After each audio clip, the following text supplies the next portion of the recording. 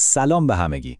امروز می‌خوایم بریم سراغ یکی از حساس‌ترین و شاید بشه گفت مهمترین بخش‌های هر رابطه درمانی، مرزهای حرفه‌ای. مبحث امروزمون بر اساس یه مقاله مروری از دکتر سامر سرکار هست و قراره با هم بفهمیم این خط نامرئی که میگن دقیقاً چیه و چرا انقدر مهمه که حفظ بشه. خب، بذارید اینجوری شروع کنیم. وقتی شما پیش یه درمانگر میرید، یه جور ساختار نانوشته‌ای وجود داره که ازتون محافظت میکنه. اما این ساختار واقعاً چیه؟ اصلاً چطوری کار میکنه؟ جوابش همین مرز حرفه‌ای هست. ببینید، این یه دیوار واقعی و فیزیکی نیستا. بیشتر شبیه یه سری قوانینه که میاد و نقش حرفه‌ای درمانگر رو از هویت شخصیش جدا میکنه.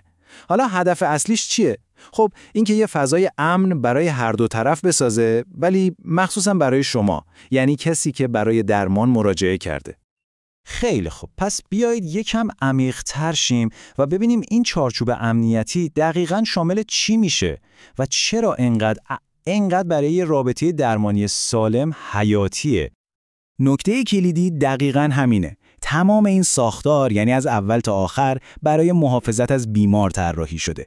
یعنی وقتی این مرزها روشن باشن و بهشون احترام گذاشته بشه، شما به عنوان بیمار میتونید با خیال راحت روی درمانتون تمرکز کنید. دیگه نگران هیچ چی نیستید جز بهبودی خودتون.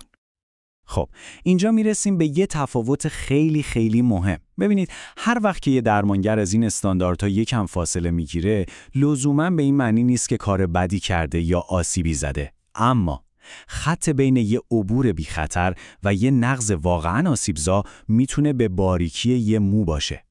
این دوتا مفهوم یه فرق اساسی با هم دارن. عبور از مرز یعنی چی؟ یعنی یه کاری که خارج از روال معموله ولی لزوماً ضرری نداره. مثلا فرض کنید یه هدیه کوچیک از بیمار قبول کنی، شاید حتی مفیدم باشه. اما نقض مرز، وای، داستانش کاملا فرق میکنه. این زمانیه که درمانگر از اون رابطه برای منافع شخصی خودش استفاده میکنه. حالا این منافع میتونه عاطفی باشه، مالی باشه یا حتی جنسی. دقیقاً همینجاست که آسیب جدی شروع میشه. و این آسیب میدونید یهو اتفاق نمیفته. یه مفهومی هست که یه محققی به اسم سایمون لوین در سال 1995 مطرحش کرد و بهش میگن شیب لغزنده. این استعاره خیلی قشنگ نشون میده که چطور عبورهای کوچولو و به ظاهر بی اهمیت میتونن ذره ذره جمع بشن و آخرش به یه نقض بزرگ و فاجعه بار ختم بشن. فقط این روند تدریجی رو نگاه کنید. همه چیز از کجا شروع میشه؟ از اینکه بی‌طرفی درمانگر کم کم از بین میره. بعدش جلسه ها بیشتر شبیه گپ و گفت دوستانه میشن تا درمان. تماس های بیمورد خارج از جلسه شروع میشه و همینطور قدم به قدم اون چارچوب حرفه‌ای کاملا فرو میریزه تا جایی که کار به یه نقض آشکار مثل رابطه جنسی میکشه. خب، برای اینکه این قضیه بهتر جا بیفته، بیایید یه نگاهی به اولین مطالعه موردی توی این مقاله بندازیم. این سناریو یه مورد به ظاهر خفیف از نقض مرز رو نشون میده. داستان دکتر ب و بیمارش خانم الف. شاید در نگاه اول بگیم خب این دکتر ب فقط داره سعی میکنه بیشتر کمک کنه، مگه نه؟ ولی همین کاراست که یکی یکی مرزهای حرفه‌ای رو از بین میبره. جلسه رو طولانی میکنه، تلفنی ساعتها حرف میزنن، حتی مشاوره حقوقی بهش میده و در آخر هم پیشنهاد ملاقات توی کلیسا. همه اینا همشون زنگ خطر فرایش اون چارچوب درمانیه. حالا بریم سراغ سناریوی دوم تا ببینیم ته این شیب لغزنده واقعاً کجاست. این یکی دیگه یه مورد خیلی شدیده. قضیه مربوط به دکتر جی که یه کارآموز بوده و بیمارش خانم دی. این مورد دیگه همه فاکتورهای خطرناک رو با هم داره. یه بیمار آسیب‌پذیر، یه درمانگر که داره برای خودش توجیه میتراشه و از همه بدتر این باور غلط که چون درمان رسما تموم شده پس مسئولیت حرفه‌ای هم تموم شده. اصلاً اینطور نیست.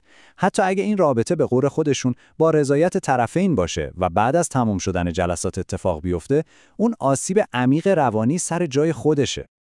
و همینجا میرسیم به سوال بعدی. اصلاً چرا این نقض مرزها انقدر مخربن؟ وقتی از این خط نامرئی عبور میشه چه آسیب‌هایی به وجود میاد؟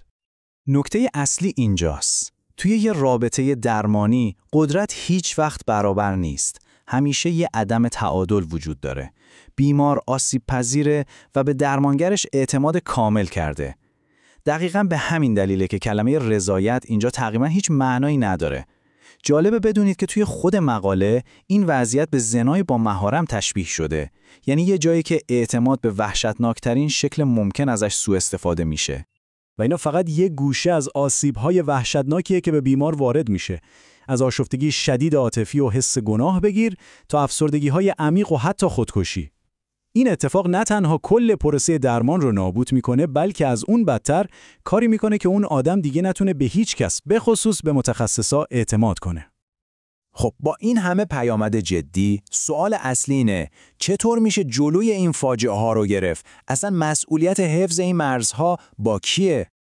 برای پیشگیری 3 اصل کلیدی وجود داره. اول از همه آموزش.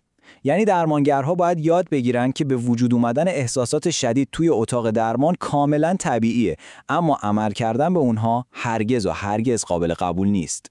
دوم، آگاهی. یعنی باید مفاهیمی مثل انتقال که همون احساسات بیمار نسبت به درمانگره و انتقال متقابل که واکنش عاطفی خود درمانگره رو عمیقاً بفهمن. و سوم که شاید از همه مهمتر باشه، نظارت هست. هیچ درمانگری نباید تنها دور از چشم بقیه کار کنه. همیشه باید یه نفر باشه که باهاش مشورت کنه. و این جمله از کالج پزشکان آنتاریو به نظرم حرف آخر رو میزنه. دیگه هیچ جای شک و شبهه‌ای باقی نمیذاره. مسئولیت 100% با درمانگره، بیمار هرگز تحت هیچ شرایطی مقصر نیست. تمام. و در نهایت میرسیم به این سوال. حالا که میدونیم مسئولیت نهایی با متخصصه، پس ما به عنوان بیمار چه کاری از دستمون برمیاد؟ چطور میتونیم از خودمون و فضای امن درمانیمون محافظت کنیم و زنگ خطرها رو تشخیص بدیم؟ این یه سوال مهمه که فکر میکنم هممون باید بهش فکر کنیم. خیلی ممنونم که در این بررسی همراه من بودید.